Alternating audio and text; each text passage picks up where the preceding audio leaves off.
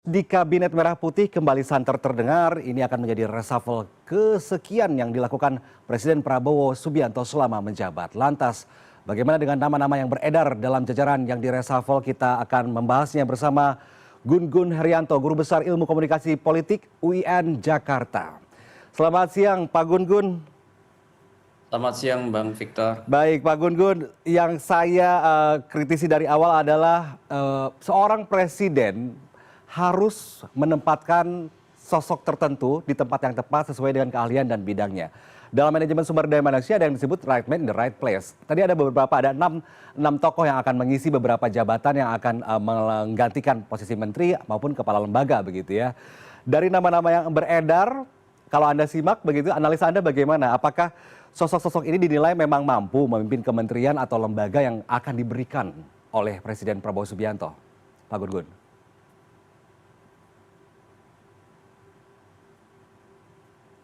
Pak Gun Gun.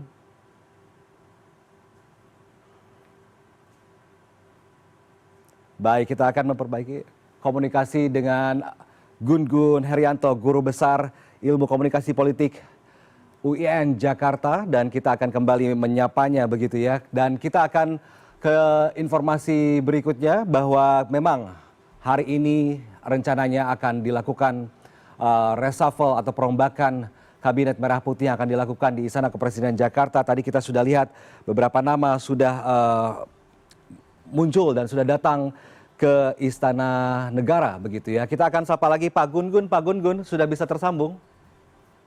Oke, Bang Victor, mohon maaf tadi jaringan sepertinya down ya. Baik. Bagaimana Pak? Ada 6 nama tadi yang sudah hadir di Istana Kepresidenan Jakarta. Kita kalau secara personal, Bapak sebagai akademisi pede-pede aja gitu, nama-nama itu akan menggantikan posisi yang ada. Kira-kira bagaimana nih? Jadi menurut saya setiap perbincangan reshuffle itu lebih dari sekedar hanya nama ya, tapi ini keberfungsiannya untuk apa? Itu yang paling penting dalam dialog-dialog tentang reshuffle. Karena tadi udah dibagus ya prolognya soal meritokrasi dalam konteks good governance itu kan menjadi kunci.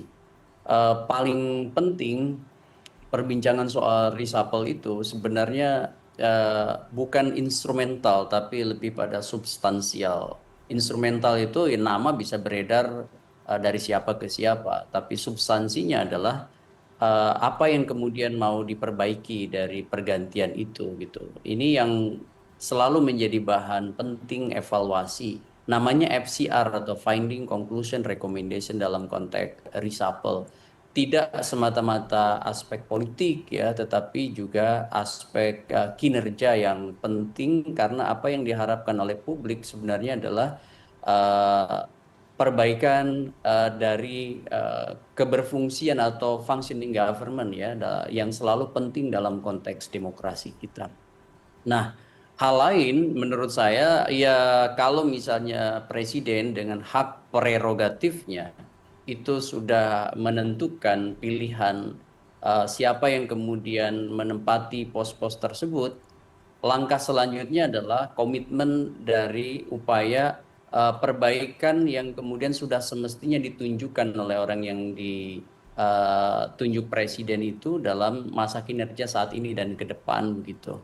Ini menurut saya yang paling penting, artinya bukan semata-mata soal KPI, tapi juga komprehensif ya, seperti misalnya bagaimana dia memahami langkah, ritme, prioritas presiden, konteks ini adalah Presiden Prabowo dalam melaksanakan ragam ya program yang sudah memang menjadi janji-janji politiknya pada saat kemudian terpilih dan dinobatkan sebagai presiden. Begitu Mas. Ya, Pak Gun Gun, yang menarik kita coba bahas satu persatu ya. Tadi sudah datang pertama tadi sekitar pukul 2, ini ada Jumhur Hidayat. Jumhur Hidayat ini kita ketahui bahwa ia adalah Ketua Umum Konfederasi Serikat Pekerja Seluruh Indonesia, yang kita tahu Pak Jumhur ini sosok yang memang berkontribusi besar terhadap membela hak-hak para buruh begitu, aktivis buruh. Ketika diisukan akan menjabat sebagai Menteri Lingkungan Hidup, kita belum tahu ya jadi menteri apa begitu ya. Tapi kok jauh ya Pak ya bidangnya yang selama ini mengurusi hak-hak buruh, aktivis begitu ya. Tapi kok sekarang mau mengerjakan hal yang berbau lingkungan hidup begitu. Nah, ketika ini benar, apakah ini sesuatu yang memang menjadi budaya sehingga ini menjadi dinormalisasi? Ketika kita seorang presiden ingin mereshuffle, ini betul hak prerogatif presiden. Tapi kalau melihat background dari seseorang, ketika seorang Jumur Hidayat yang merupakan aktivis buruh, kemudian dia akan memegang jabatan Menteri Lingkungan Hidup yang akan berkorelasi sekali dengan masalah-masalah lingkungan hidup di Indonesia begitu ya. Apakah Presiden Prabowo Subianto ini memang belum terpikirkan untuk atau dia begitu yakin menempatkan seorang Jumur Hidayat di Menteri Lingkungan Hidup begitu? Menurut Anda bagaimana analisanya, Pak Ya, Gun?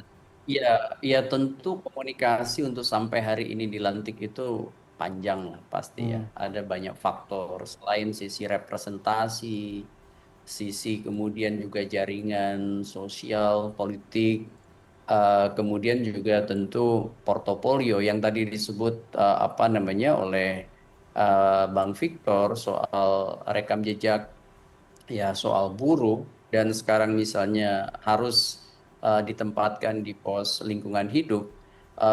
Tentu ya dari sisi bacaan awam itu terlalu jauh.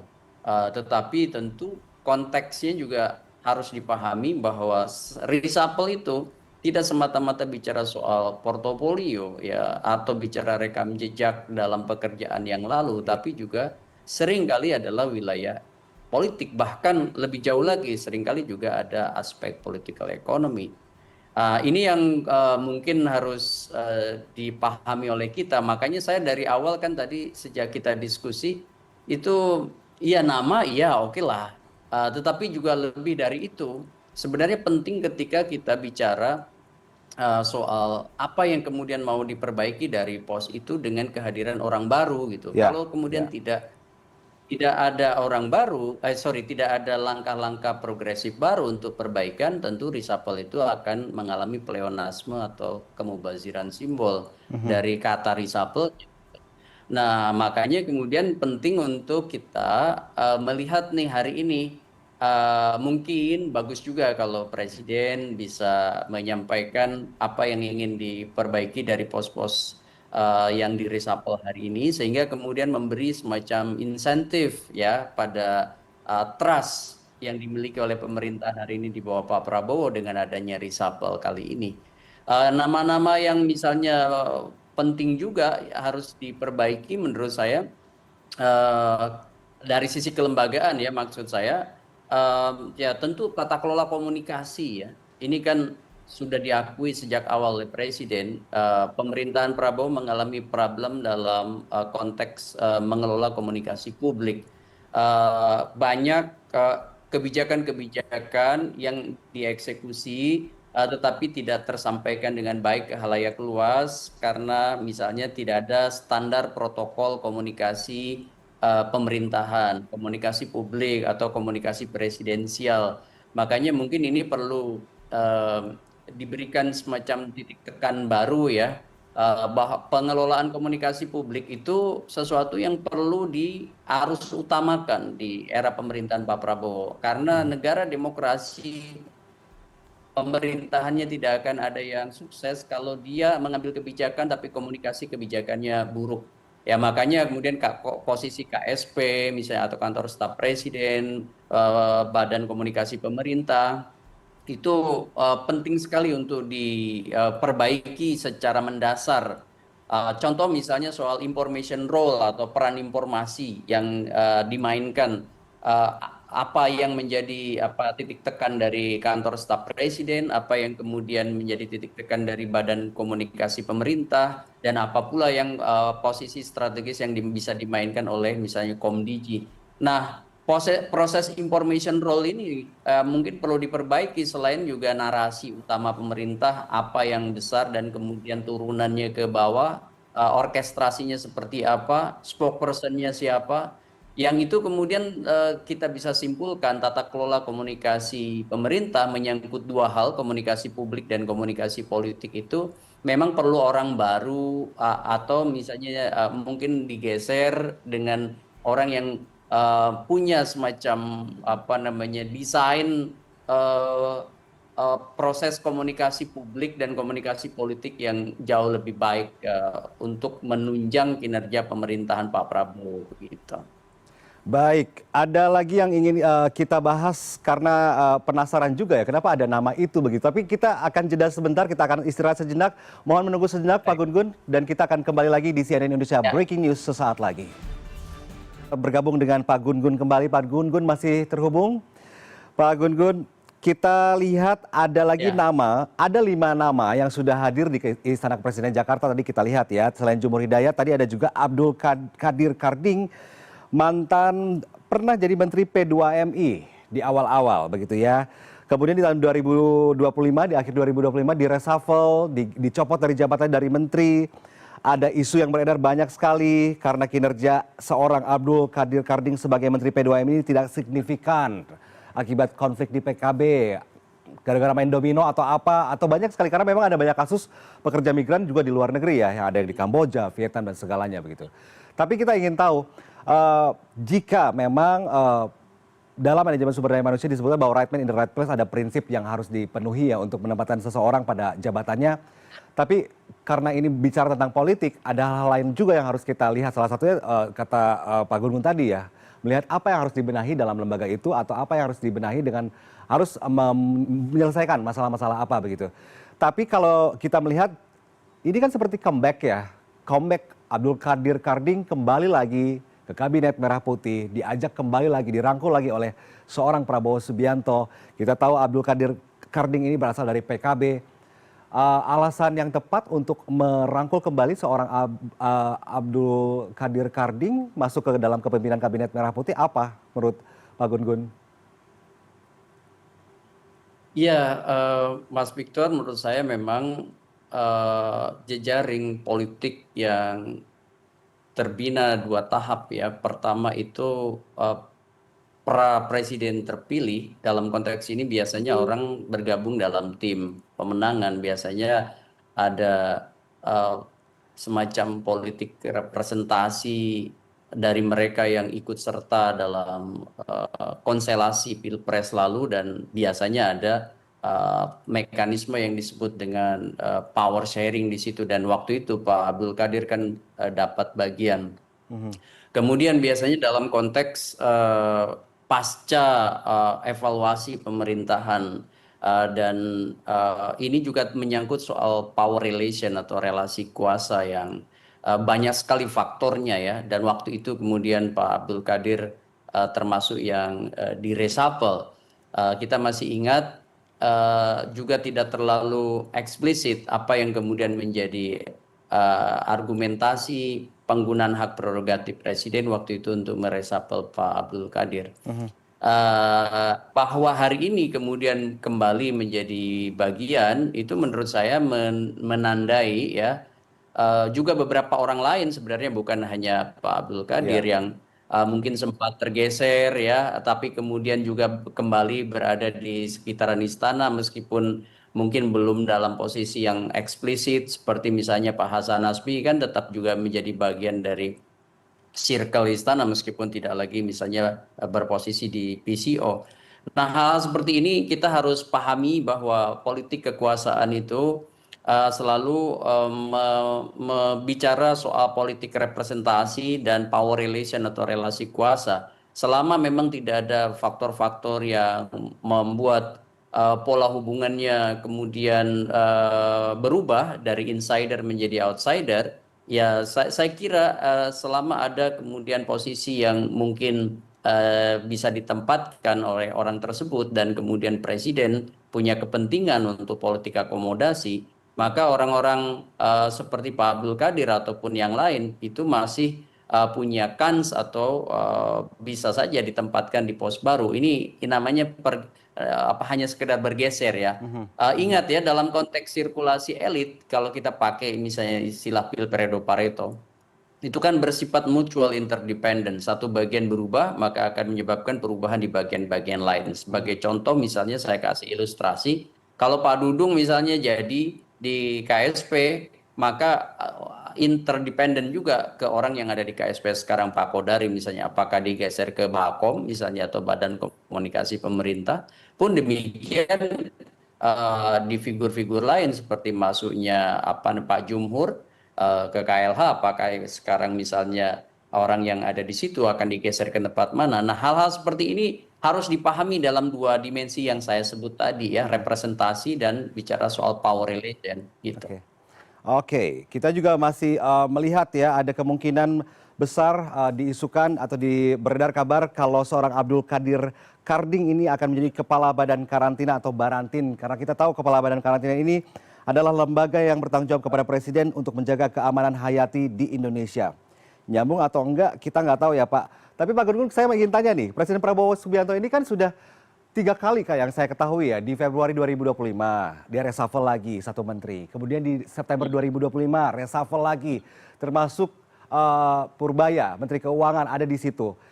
Tahun ini sebenarnya sudah isu wacana reshuffle Kabinet Merah Putih yang terbaru di tahun 2025 ini sudah beredar isunya sebelum Lebaran kemarin begitu ya. Masyarakat tuh menanti, beberapa analis juga menanti begitu, dan ternyata kejadian nih di 27 April 2026. Jika kita lihat Presiden Prabowo Subianto ini rajin banget begitu ya ngereshuffle kabinetnya begitu. Terakhir tadi di September 2025. Nah, kalau perombakan ini terjadi, maka Presiden Prabowo Subianto kita anggap sebagai presiden yang paling rajin merombak struktur organisasi atau Kabinet Merah Putih begitu ya. Bagaimana analisa Anda terhadap seorang Presiden Prabowo Subianto? Apakah keputusan Presiden Prabowo Subianto mereshuffle kabinetnya dengan cukup intens dan juga sangat dalam waktu yang singkat begitu ya, itu baik atau tidak dalam satu pemerintahan, Pak Gun Gun? Iya, kalau kita mau jujur, memang konteks sistem birokrasi itu akan sangat ditentukan oleh dua hal ya. Pertama, kinerja yang bisa diukur ya secara faktual, mungkin dalam istilah teknis sering disebut sebagai KPI dari kementerian-kementerian yang bersangkutan.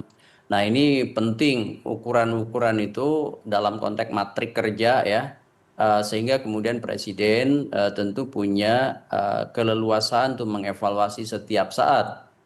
Kemudian yang kedua, tentu selain yang faktor pertama menyangkut kerja teknokrasi, itu juga bicara soal bagaimana memastikan bahwa apa yang dilakukannya itu sesuai atau on the right track dengan apa yang menjadi blueprint atau roadmap atau apapun istilahnya dari apa yang ingin dicapai oleh Presiden. Jadi kalau kemudian KPI-nya tidak tercapai atau melenceng dari roadmap, maka wajar kalau Presiden itu punya peluang untuk mengevaluasi. Kalau bicara soal evaluasi yang dilakukan oleh Presiden, sebenarnya bisa kapan saja dilakukan.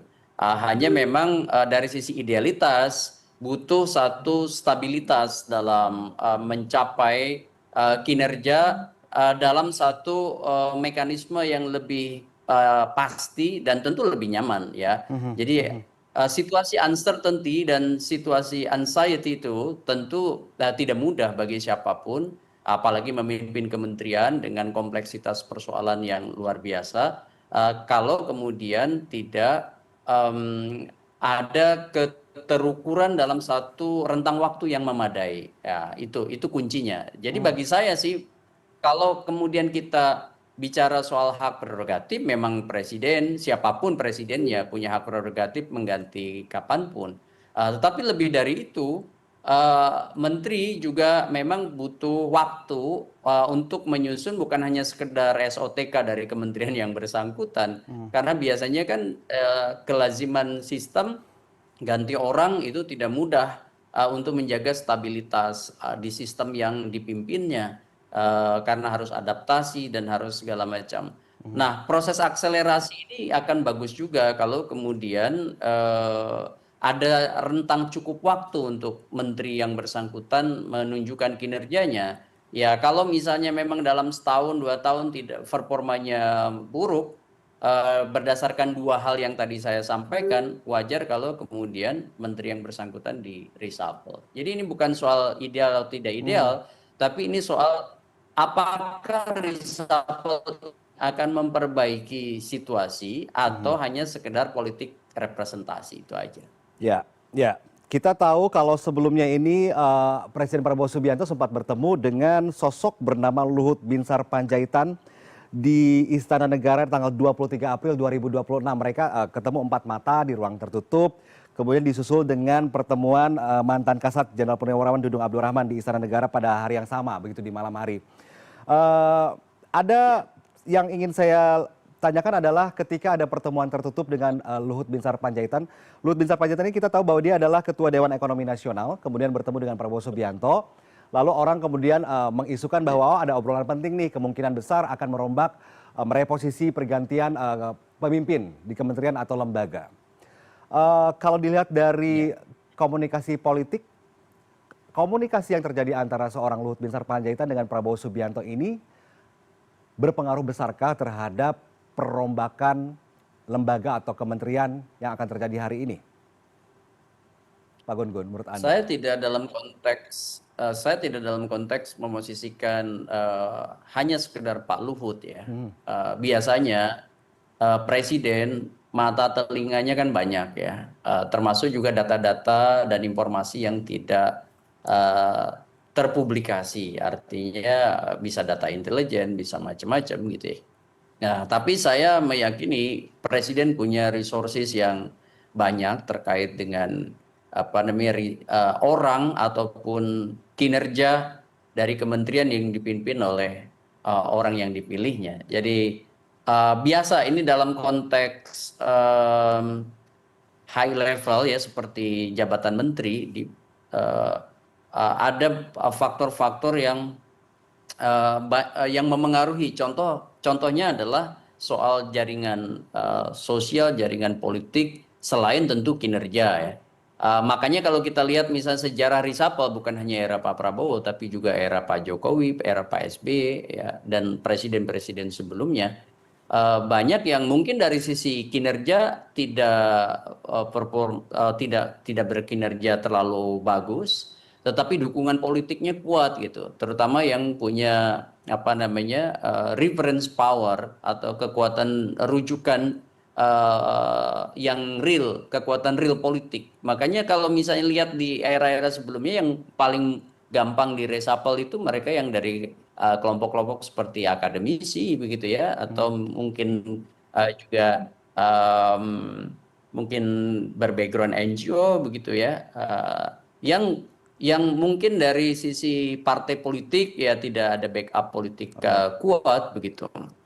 Ya. Nah, tetapi kalau kita bicara era Pak Prabowo ini, kita berharap apa yang dilakukan reshuffle hari ini punya nilai yang mungkin bisa memperbaiki situasi, bukan berada di Mobius strips ya, atau pita Mobius kalau istilah filosof ya matematikawan Jerman George August Mobius itu, bahwa kadang-kadang kita berjalan di satu tempat dan kembali ke tempat yang sama atau non-orientable object. Nah, ini yang mungkin kita harus hindari. Birokrasi itu kita berharap ada perbaikan, dan ketika Anda tahu bahwa ada masalah di satu titik seperti orangnya memang tidak bisa lagi mengakselerasi sistem, maka presiden sebagai pemilik hak prerogatif bisa menggantikan orang yang mungkin bisa lebih progresif mengakselerasi program-program di kementerian yang bersangkutan. Gitu Mas Victor. Ya, ada faktor-faktor lain juga yang mungkin dipikirkan oleh seorang Presiden Prabowo Subianto begitu ya.